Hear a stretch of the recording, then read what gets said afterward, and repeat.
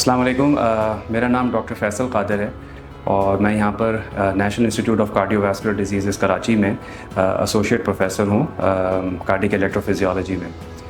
Heart का rhythm disorder का मतलब ये है कि दिल के अंदर एक बिजली का निज़ाम है जिसकी एक ख़ास हम आहंगी के साथ वो चलता है और नॉर्मल हालत के अंदर दिल की जो रफ़्तार होती है वो नॉर्मल इंसान के अंदर, एडल्ट के अंदर अगर हम बैठे हुए हों तो हमारी हार्ट रेट 60 और 100 के दरमियान चलती है।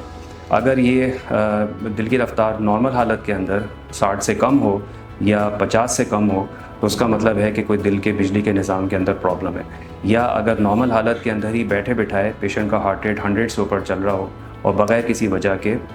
ख़ास तौर पे अगर बहुत ज़्यादा तेज़ हो जैसा कि 150 से ऊपर इस तरह से हो तो उसका मतलब है कि दिल का बिजली के निज़ाम का कोई प्रॉब्लम है। जो दिल की प्रॉब्लम्स हो सकती हैं हार्ट बीट्स की, तो उसके अंदर जैसे मैंने अर्ज़ किया कि या तो हार्ट रेट स्लो हो सकता है, वो एक बीमारी हो सकती है, या हार्ट रेट बहुत ज़्यादा तेज़ हो सकता है और वही बीमारी हो सकती है। अब अगर हम हार्ट रेट की स्लो वाले चीज़ को देखें तो दिल के अंदर जो सेल्स हैं उनके अंदर खुद प्रॉब्लम आना शुरू हो जाए और वो उनके अंदर बिजली बनना कम हो जाए तो उसकी बिना पे दिल की रफ़्तार आहिस्ता हो सकती है। और वो अमूमन बढ़ती हुई एज के साथ साथ और कोई बीमारियां जैसे शुगर, ब्लड प्रेशर, इस तरह की और प्रॉब्लम्स हो, बढ़ती हुई एज के साथ साथ उनमें तोड़ फोड़ का निज़ाम शुरू हो जाता है और वो अचानक दिल की रफ़्तार बहुत ज़्यादा आहिस्ता हो सकती है। इस तरह के पेशेंट्स जो आम तौर पे जिन शिकायतों के साथ दाखिल होते हैं उसकी या प्रेजेंट करते हैं क्लिनिक के अंदर, उसकी वजह ये हो सकती है कि ये पेशेंट इस तरह से बता सकते हैं कि हमारी दिल की रफ़्तार आहिस्ता होने का हमें फीलिंग हो रही है, दिल डूबने की कैफियत फ़ील हो सकती है, चक्कर आ सकते हैं और कमज़ोरी का एहसास हो सकता है, सांस में घुटन का एहसास हो सकता है और ख़ास तौर पे चलने फिरने के दौरान जल्दी सांस का फूल जाना और जल्दी थक जाना। ये वो शिकायतें जो स्लो हार्ट रेट के साथ पैदा हो सकती हैं। इसी तरह से अगर हम तेज़ धड़कन को देखें तो तेज़ धड़कन वाले मरीज़ अमूमन कहते हैं कि हमें ऐसा फ़ील होता है कि दिल की रफ़्तार बहुत तेज़ है और घबराहट को वो आम तौर पे कहते हैं कि हमें घबराहट फ़ील हो रही है, या पैल्पिटेशंस जिसको अंग्रेज़ी में कहते हैं, वो पैल्पिटेशंस की फ़ीलिंग के साथ अस्पताल में आते हैं। या जो धड़कन तेज़ होती है तो उसके अंदर भी अगर बहुत ज़्यादा तेज़ धड़कन हो तो मरीज़ को साथ में चक्कर आ सकते हैं, ब्लड प्रेशर डाउन की शिकायतें हो सकती हैं, थकावट का एहसास हो सकता है, सांस फूलने की शिकायत हो सकती है और कभी कभार बहुत ज़्यादा धड़कन तेज़ हो जाए ख़तरनाक हद तक तो उसमें मरीज़ बेहोश भी हो सकता है। और इसी तरह से स्लो धड़कन में अगर बहुत ज़्यादा धड़कन अचानक स्लो हो जाती है तो मरीज़ बेहोशी के साथ भी प्रेजेंट कर सकता है। तो बेहोशी दोनों हालत में हो सकती है, तेज़ धड़कन स्लो के साथ भी और आहिस्ता के साथ भी। तो ये आम शिकायतें हैं जो मरीज़ों के अंदर होती हैं।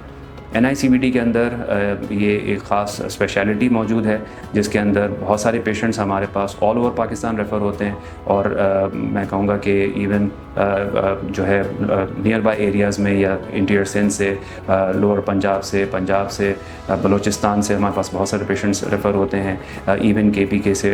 GB से। तो पूरे पाकिस्तान से ही पेशेंट्स का आपको पता है कि NICVD जो एक ख़ास कौमी इदारा है, जो कि सबसे अच्छी बात यह है कि NICVD ये सारी ट्रीटमेंट जो कि बहुत एक्सपेंसिव है, स्पेशली अब्लेशन और इस तरह की चीज़ें, और उसमें हम बहुत एडवांस प्रोसीजर्स भी कर रहे हैं जिसके अंदर 3D मैपिंग के साथ और बहुत सोफिस्टिकेटेड तरीके से ये प्रोसीजर्स किए जाते हैं। ये सारी फैसिलिटीज़, सारी सहूलियत यहाँ पे मौजूद हैं। इसके साथ साथ जो स्लो धड़कन के लिए कॉमनली जो इस्तेमाल होता है पेसमेकर या बैटरी, वो भी इस हॉस्पिटल के अंदर, जिसमें पेसमेकर्स और ICDs और CRTs, ये सारी की सारी free of cost service NICVD के पेशेंट्स को हम ऑफ़र करते हैं। तो मैं अब सब लोगों से सजेस्ट करूँगा कि एक तो पहली चीज़ तो ये है कि कोई भी धड़कन की प्रॉब्लम हो उसमें सबसे पहली बात सिम्टम्स को रिकग्नाइज़ करना। जहाँ पे कोई ख़तरनाक शिकायतें हो रही हैं या बार बार हो रही हैं तो उसको इग्नोर ना करें। कोई भी तेज़ धड़कन एंग्जाइटी नहीं होती, हर तेज़ धड़कन एंग्जाइटी नहीं होती। एंग्जाइटी हो सकती है लेकिन अगर कोई ख़ास मकसूद पैटर्न से वो आ रही है, अचानक शुरू हो रही है, अचानक ठीक हो रही है, या जो है वो बेतरतीब सी महसूस हो रही है, देर तक चल रही है और कुछ शिकायतें हो रही हैं, तो प्लीज़ करीबी हॉस्पिटल जाकर अपना ECG ज़रूर निकलवा लें।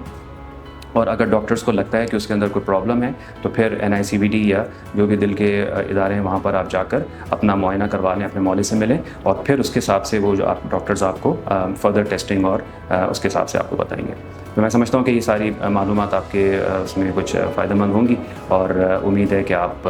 हमसे अपनी सर्विसेज, हम आपको बेहतर अंदाज में इसके हवाले से अपनी सर्विसेज प्रोवाइड करते रहें। बहुत शुक्रिया।